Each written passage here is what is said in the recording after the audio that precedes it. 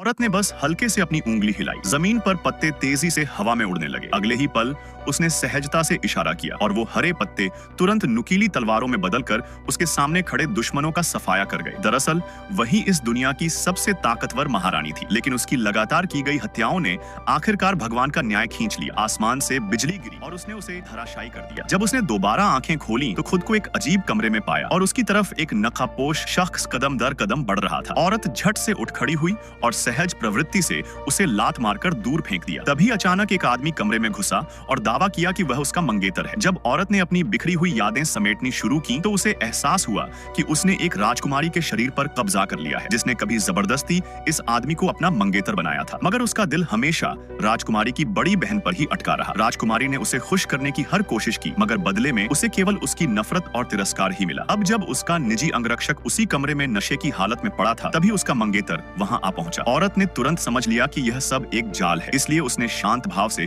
उसे घुटनों के बल बैठने का आदेश दिया। लेकिन वह आदमी घमंड से भरा उसके साथ अकड़कर पेश आया। अब भी राजकुमारी की पुरानी मोहब्बत पर भरोसा किए हुए बिना किसी हिचकिचाहट के औरत ने उसे जोरदार तमाचा जड़ दिया। वह आदमी वहीं जड़ हो गया, यकीन नहीं कर पा रहा था कि अभी क्या हुआ है।